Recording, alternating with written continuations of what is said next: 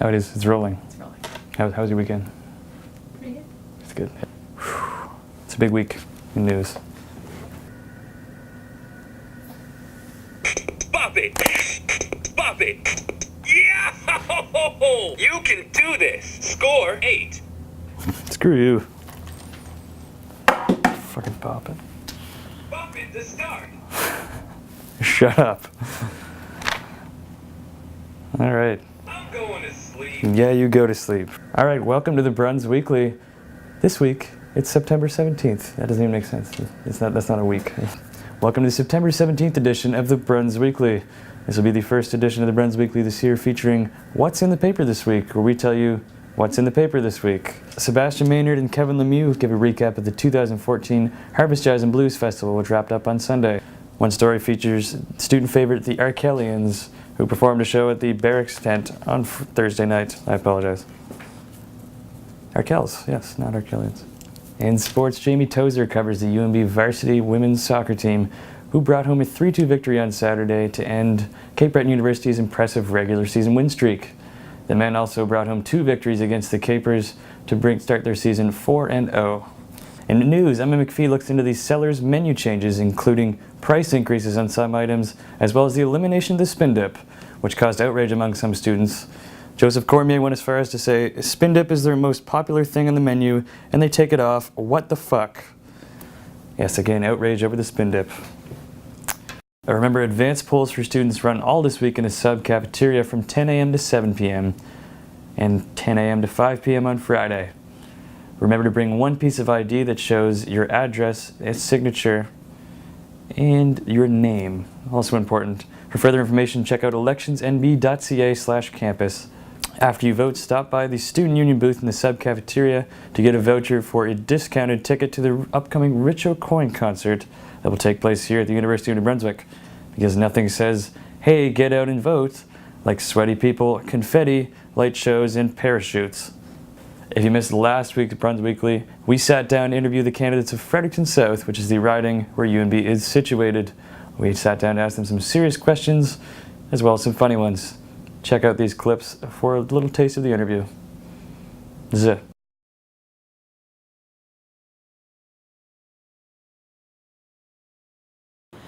Well, it's not surprising when you look at who you get to vote for the most part. It's not very inspiring. And not many politicians are offering any kind of vision or bringing any kind of imagination to the table. You know, we say, imagine building a New Brunswick, you know, where we run off of renewable energy. Imagine a New Brunswick where we're largely self-reliant in our local organic food. You know, imagine a place that has a culture of peace, where democracy is actually grassroots and people are engaged. You know, where we have social justice and equity across our population.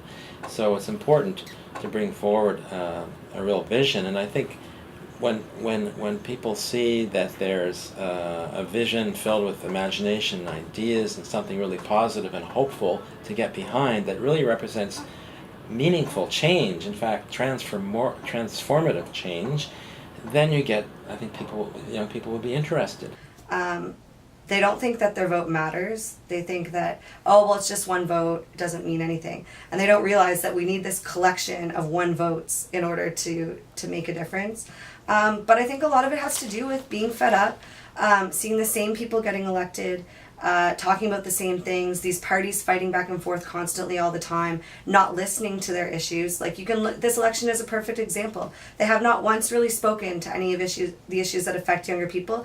There's been a lot of talk about, oh, we need jobs and we need to keep young people in this province, but they're not really speaking to younger people. They're talking about pensions and pension reform, which is an economic issue that we need to potentially look at, but I can't even think about a pension because I can't even get a job where that's an option, and neither can many of the young people. I feel that in this election and in any election, a lot of times, like, people are asking me, what's my platform? Okay, well, I have my ideas on issues and I have things that I want to advocate for, but I think this whole party's coming out with a platform and this is what we're going to do, they're dictating to other people what the issues are, and they're telling us what the issues are.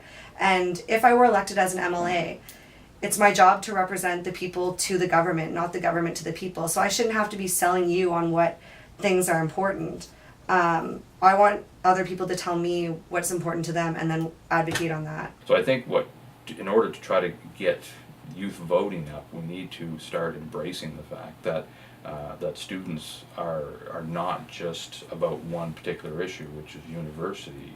They're about all of the issues that are out there, and as we see them students playing more and more of a role, and actually as players in some of these other areas, I think that will actually help and impact. All right.